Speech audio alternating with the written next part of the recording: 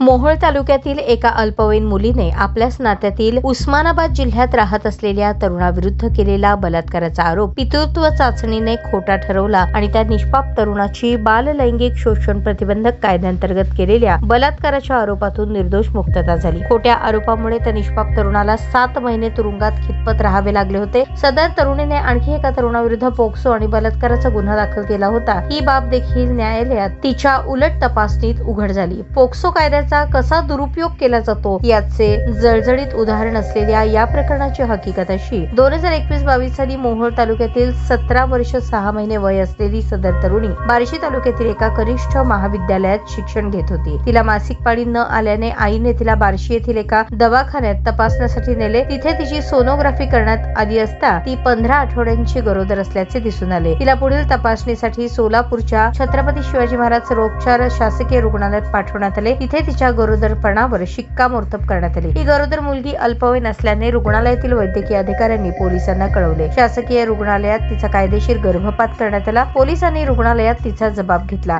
सदर जबाबात तिने डिसेंबर 2021 मध्ये आरोपीने ती महाविद्यालयात गेली असता तिला तलावाकाठी नेले आणि तिच्यावर बलात्कार केला आणि ही बाब कोणालाही न सांगण्याबद्दल दमदाटी दिली। हा प्रकार वैराग पोलीस स्टेशनच्या हद्दीत घडला असल्याने सदरची फिर्याद वैराग पोलीस स्टेशनला पुढील तपासणीसाठी पाठवण्यात आली। सदर फिर्यादीवरून आरोपी विरुद्ध बलात्कार आणि पॉक्सो अंतर्गत विविध कलमांद्वारे गुन्हा दाखल होऊन आरोपीस अटक झाली। तपासादरम्यान सदर गर्भ आरोपीपासूनच झाला आहे हे साबित करण्यासाठी पितृत्व चाचणीसाठी DNA टेस्ट करण्यासाठी सदर फिर्यादी मुलीसह आरोपीच्या रक्ताचा नमुना आणि अर्भकाचे फिमर बोन काढून रासायनिक तज्ञांकडे पाठवण्यात आले। तपास पूर्ण झाल्यानंतर वैराग पोलिसांनी बार्शी सत्र न्यायालयात आरोपी विरुद्ध दोषारोप पत्र दाखल केले। या खटल्याच्या सुनावणीवेळी आरोपीचे वकील ॲडव्होकेट धनंजय माने यांनी फिर्यादी मुलीची उलट तपासणी घेतली। त्यातून अनेक धक्कादायक बाबी पुढे आला। तिने उलट तपासात कबुली दिली की 2019 साली ती गावातील एका तरुणासोबत घरामध्ये शरीर संबंध करत असताना अचानक तिचे वडील घरी आले आणि त्यांनी ते दोघांना रंगेहात पकडले। त्यानंतर तिच्या वडिलांनी या तरुणाला मारहाण केली आणि तिला मोहोळ पोलीस ठाण्यात नेऊन त्या तरुणाविरुद्ध फिर्याद देण्यास लावली। आरोपीचे वकील ॲडव्होकेट धनंजय माने यांनी आपल्या युक्तिवादात सदर तरुणीच्या उलट तपासात झालेल्या या बाबी पितृत्व चाचणी अहवाल त्या तरुणीची विसंगत पूर्व साक्ष न्यायालयाच्या निदर्शनास आणून दिली। न्यायाधीशांनी आरोपींची निर्दोष मुक्तता केली। या खटल्यात आरोपीतर्फे advocate Dhananjay Mane, advocate Jaydeep Mane, advocate Sharad Jalte, advocate Siddheshwar Khandagale यांनी काम पाहिले। पोक्सो बलात्काराच्या खोट्या आरोपावरून 7 महिने विनाकारण कारागृहात बंदिवासात राहावे लागल्यामुळे निर्दोष सुटलेल्या तरुणातर्फे नुकसान भरपाई मिळण्याबाबत मुंबई उच्च न्यायालयात याचिका दाखल करण्यात येणार आहे।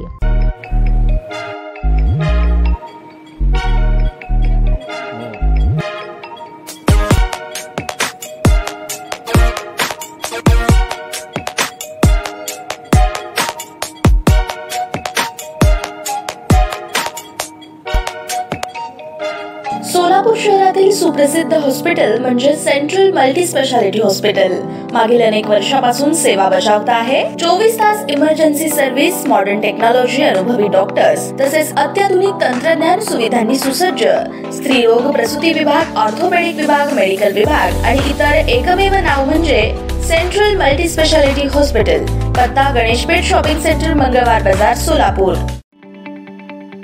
ताज्या बातम्या पाहण्यासाठी प्राईम महाराष्ट्र न्यूज चॅनलला सबस्क्राईब करा।